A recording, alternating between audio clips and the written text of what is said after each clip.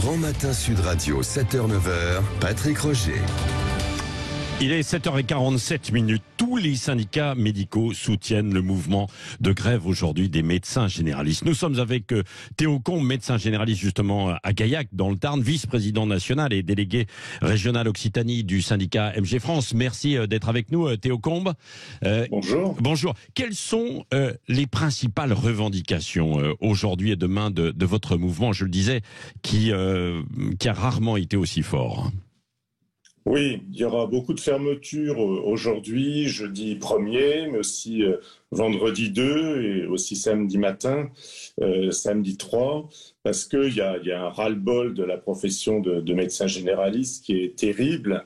Il y a une certaine tristesse, de la fatigue et de la colère face à une situation où nous ne nous sentons vraiment pas aidés par les pouvoirs publics. Oui, mais qu'est-ce que vous demandez précisément? Je crois que c'est, par exemple, une augmentation de la consultation de base, qui est à 25 € aujourd'hui. Bien sûr que c'est une des questions, mais ça fait face à un malaise très profond, hein, un malaise profond qui est lié à la situation où nous sommes. Alors, après avoir réduit volontairement le nombre de médecins généralistes, l'État continue de maltraiter cette profession. Vous avez vu toutes les propositions de loi coercitives qui font fuir les jeunes de notre profession, où il y a toujours plus de contraintes et toujours moins de reconnaissance. Dans une situation où pour prendre en charge les patients, il nous faudrait vraiment un coup de pouce très important qui aujourd'hui n'est pas du tout à l'ordre du jour du côté du gouvernement. Il faut savoir qu'on a des patientèles de plus en plus nombreuses, de plus en plus âgées, de plus en plus polypathologiques. Effectivement, les honoraires sont bloqués depuis 6 ans. Dans un contexte d'inflation, on se demande comment on pourrait embaucher le personnel dont on aurait besoin pour accueillir les gens. Théo Combe, raisonnablement, parce que vous demandez 50 €, mais ça pourrait être quoi la revalorisation de la consultation? Je crois que la moyenne en Europe est de 46 €. Hein. Oui, non. La question, c'est vraiment comment on va pouvoir avoir pour les gens en France une médecine de premier recours qui fonctionne et qui ne s'écroule pas dans les mois qui viennent. Parce que la question, c'est vraiment ça.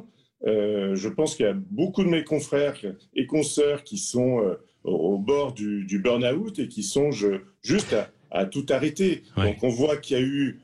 en plus, on a beaucoup donné, je crois, quand même, pendant le Covid, hein, on a soigné les gens, on a organisé des tests, on a organisé des vaccinations, il y a eu des organisations innovantes, et je pense que tout ce qui se fait en médecine de ville est resté complètement invisible. Il y a eu le Ségur de la santé, comme vous le savez, mais en fait c'était le Ségur de l'hôpital, hein, il y a eu 20 milliards pour l'hôpital, il n'y a rien eu pour la médecine de ville.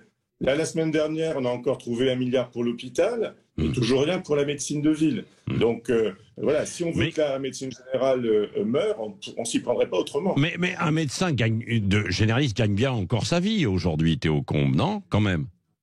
Ouais, écoutez, vous irez voir les différents médecins généralistes, vous verrez si en termes de temps de travail, d'engagement personnel, de sacrifice par rapport à leur vie personnelle et familiale, si ça en vaut la chandelle, j'ai l'impression qu'il y a beaucoup de monde qui s'en vaut absolument plus la chandelle. Hein. Oui, c'est ça en fait, hein, parce qu'on dit que auparavant, il faut aujourd'hui 2 à 3 médecins généralistes pour faire ce que faisait auparavant un médecin généraliste, un médecin de campagne comme on les appelait aussi, parce que les conditions de vie ont changé, quoi, tout simplement, Théo Combe, non? C'est clair, tout a changé, la société a changé, beaucoup de nos compatriotes sont en 35 heures et les médecins, ils sont au double. Donc, et puis, il y a tout un tas de contraintes administratives, de demandes qui retombent sur la médecine, qui est un petit peu en bout de chaîne, et où nous n'avons pas les moyens de nous faire aider, notamment par des assistants médicaux, par des secrétariats présentiels, physiques aussi, hein, qui seraient vraiment nécessaires. Voilà. Est-ce que les pouvoirs publics mettent le coup d'accélérateur sur les assistants médicaux? Là, avec 2000 assistants médicaux, c'est 500 000 patients qui ont retrouvé un médecin traitant. Si on en mettait 10 fois plus, c'est-à-dire 20 000, c'est encore que la moitié pour les médecins généralistes, c'est 5 millions de patients qui retrouveront un médecin traitant. Donc, ça correspond au nombre de patients qui en cherchent un. Merci. Donc, vous voyez, les solutions, elles sont atteignables. Encore faut-il s'en donner les moyens. Merci beaucoup, Théo Combe, d'avoir été avec nous ce matin pour nous expliquer effectivement tout ça sur ce conflit, cette grève. Donc, il est 7h52.